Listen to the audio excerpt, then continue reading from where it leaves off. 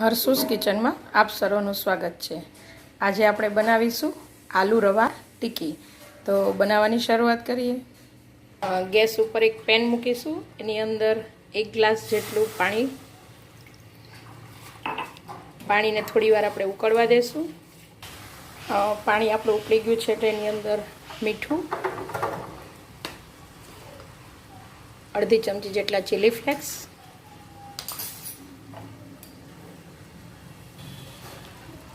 1 ચમચી 1.5 ચમચી જેટલા આદુ મરચાં લસણની પેસ્ટ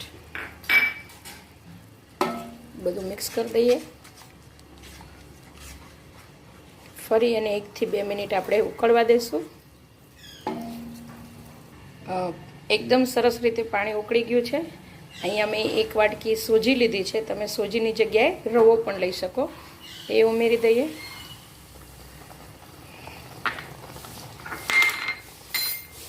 બધું મિક્સ કરી દઈએ।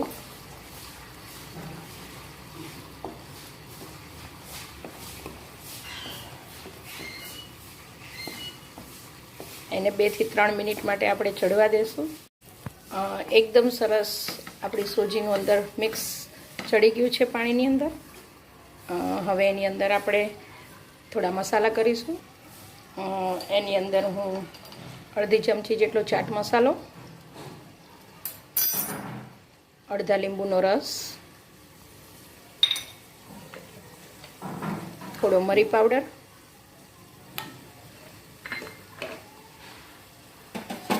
લીલા સમારેલા ધાણા અને 2 બાફેલા બટેટા અંદર ઉમેરું છું। બધી વસ્તુને આપણે સરસ રીતે પહેલાં મિક્સ કરી દઈએ। બધી વસ્તુ આપણે એકદમ સરસ મિક્સ થઈ ગઈ છે। હવે આપણે એને 5 થી 7 મિનિટ માટે ઠંડુ થવા દેશું।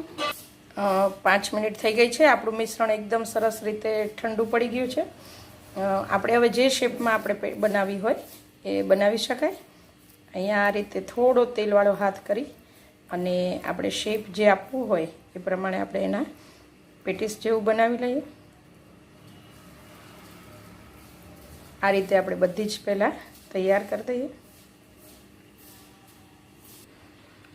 આપણી ટિક્કી એકદમ સરસ રેડી છે। આને આપણે સેલો ફ્રાય પણ કરી શકાય, લોડીમાં શેકી પણ શકાય અને ડીપ ફ્રાય પણ કરી શકાય।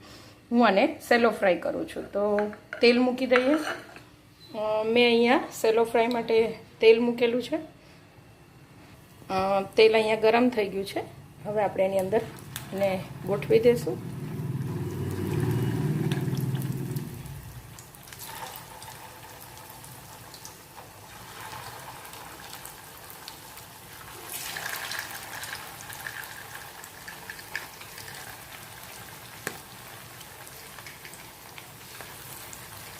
આપણે એક બાજુ એકદમ ક્રિસ્પી ગુલાબી કલર થાય ત્યાં સુધી શેકી લઈએ। ટિક્કી આપણી એક સાઈડ ગુલાબી થઈ ગઈ છે એટલે આ રીતે આપણે એને પહેલાં ચમચીની મદદથી ફેરવી લેશું અને બીજી સાઈડ પણ એકદમ સરસ ગુલાબી કલર આવે ત્યાં સુધી શેકી લઈએ।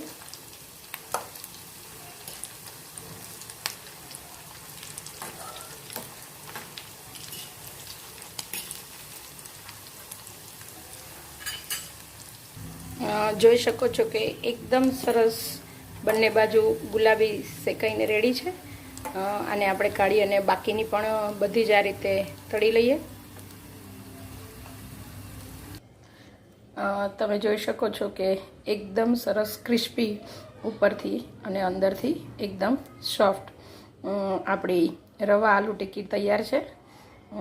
એને મેં ડુંગળી, ચટણી અને સોસ અને મરચાં સાથે સર્વ કરી છે।